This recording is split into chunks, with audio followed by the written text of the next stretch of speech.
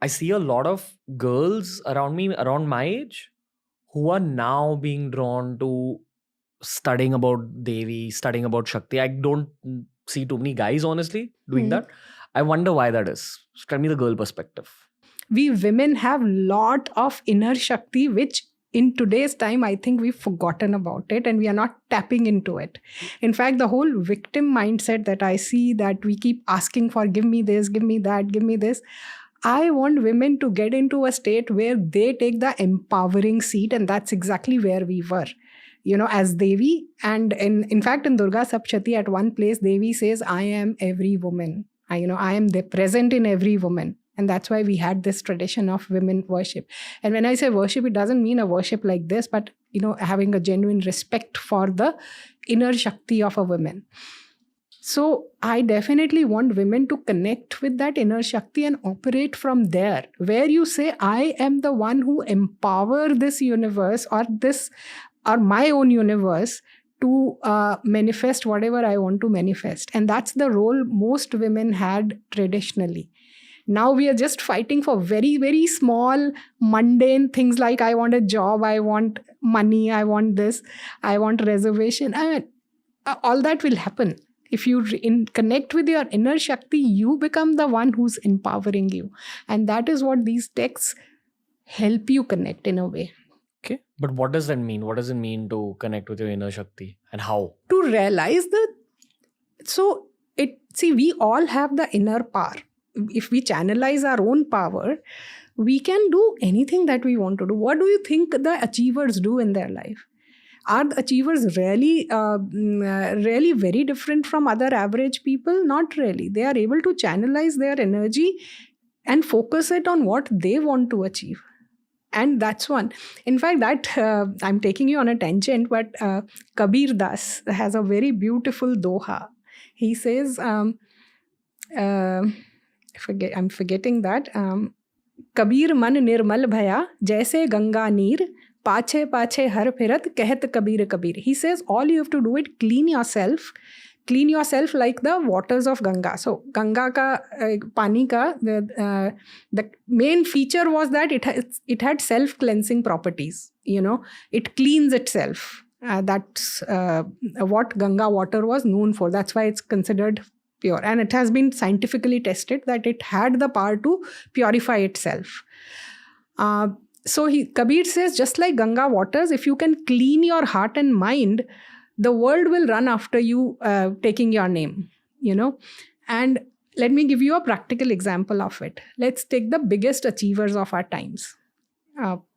Let's say Lata Mangeshkar, or let's say Sachin Tendulkar.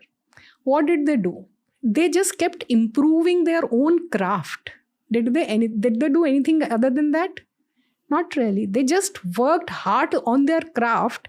They improved their craft to such a level that the world was running after them. So the more you keep cleansing yourself, the world will come to you. It will come run after you. So that's one of the ways. So that's how you also channelize your inner Shakti. You focus on one thing or whichever any things that you want to achieve. And that tapping into your own energy is something that, for me, these texts have helped me, or at least they show you the path to help. Okay. You can even use it in your day-to-day corporate business life. So for example, in Durga Saptati itself, at one place, the Devi takes the shape to kill Mahishasur by collecting energies of all the Devatas. She takes energy of all possible Devatas, weapons of all possible Devatas, to manifest into a form that can kill Mahishasur. At one place, she divides herself into different Shaktis to kill people like Shumba Nishumba and their commanders. So it gives you practical lessons that there are times when you need to pull in all your resources and fight with an enemy, and that there are times when you delegate. There are times when you just enable somebody to do. You don't do things yourself, but you enable somebody to do that for you. So you can draw lessons at every level. Yeah. At least for me, the perspective of a guy studying more about Devi and Shakti is that you become less masculine in the right ways. Okay. As in, you maintain your masculinity, but you know exactly where to draw the line because you learn the feminine aspects of life also. At least that's what I've gained from it. Compassion, endurance. At least that's what it is for me. I don't know if I agree with you, but the fiercest battles in our scriptures were fought by Devi. The most fierce battles were fought by Devi, and the most fierce asuras were killed by her. I'll tell you a very interesting observation from my travels. So when you travel to these old forts, which are abandoned, which are lying in ruins, you'll typically see there is a Devi temple which is still practicing. It may be in a very small shape and form, but it is still being practiced.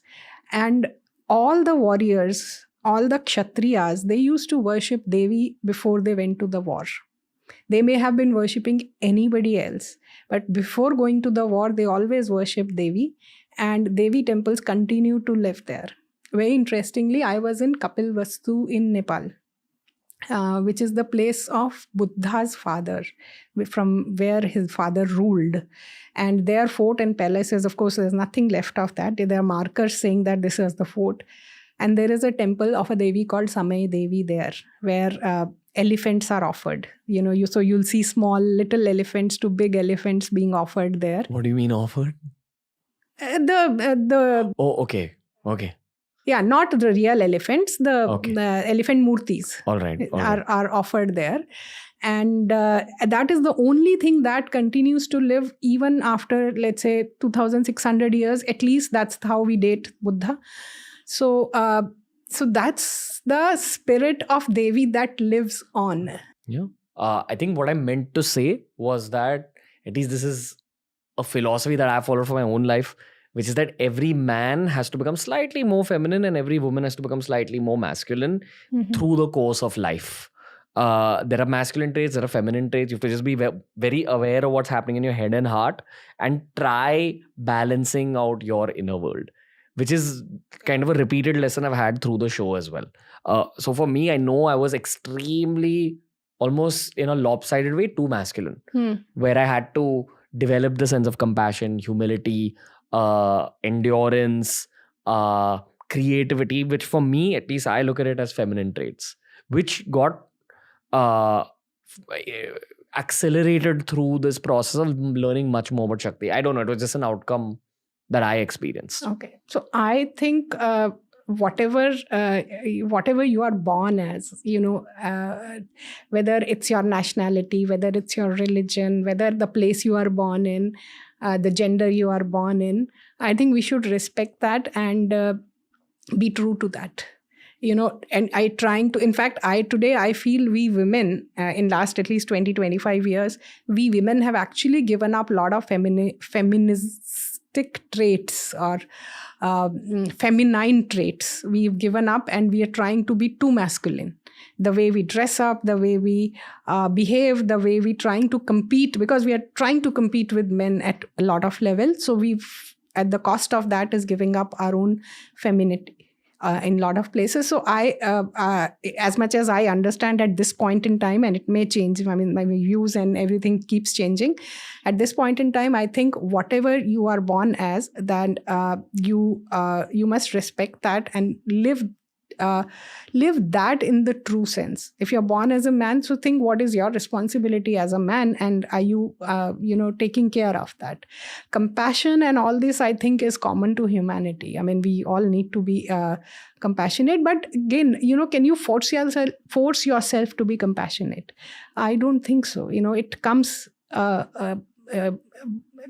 naturally to most of us, and I think we are working towards being non-compassionate. Being compassionate is your natural state. Being loving, being being all the things that we want the world to be, they are our natural traits. The way we are living our lives, we are actually pulling ourselves away from that. New clips released at the same time that a podcast releases. This is TRS Clips. Make sure you subscribe.